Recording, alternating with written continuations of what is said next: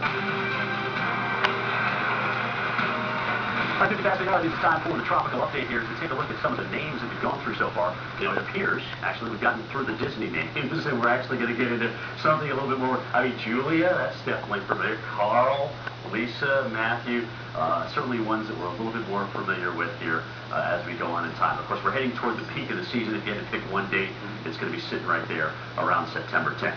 All right, Titan 7, showing what we got going on here. We're watching Igor, which was downgraded to a depression today right there. Of course, as soon as that happened, it starts to fire up again, which I find interesting. And also, I think what is quickly beginning to catch our attention is what's going on here in the Leeward Islands in the form of a tropical wave. They've actually designated that now as an invest. Invest 92L is what they're going to be calling this one, and we're going to keep an eye on it. As a matter of fact, hurricane hunters are going to potentially be heading out in that region tomorrow, should they deem it necessary. Now, we don't have any deep convection through here right now. As a matter of fact, a lot of it seems to be dying down, but the models over the last several days have been kind of keying in on this area, and there's a good reason for that. You've got some of the warmest water temperatures of the entire Atlantic Basin sitting right down through here. This is 85 to 90 in this core. So when things go, and now that we're at the peak of the season, which means A, your convection or thunderstorms are maximized, and B, your shear is lightest, you have to pay particular attention to that, even though the convection, at least initially, as we've seen, has kind of waned.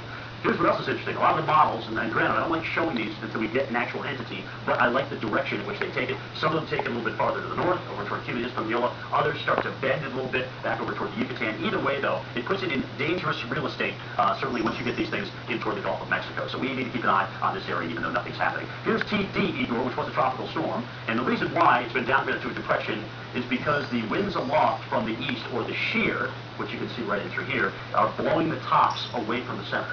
So the center is actually on the east side of the convection right now. Now, the storm was weak enough initially, and you know, we had that little disturbance that was moving north of the Cape Verde Islands last night and has kind of been absorbed by that. That may have interrupted it a little bit today. So we may actually see a little bit of a reformation of the center should the weakening shear, which we expect to happen, take hold. That'll probably happen during the day tomorrow. But then the models get interesting. They start taking west, that's consensus, some north, some south. That's why you see in the spread, especially for the forecast graphics, a lot of this does begin to spread out once we get past Sunday and on toward Monday and Tuesday. Either way, we obviously have a long time to watch that. It is still forecast to become a Hurricane Alexandra, but right now, number one priority is what's going on in the Eastern Caribbean, especially as we head toward Sunday and Monday. Back to you.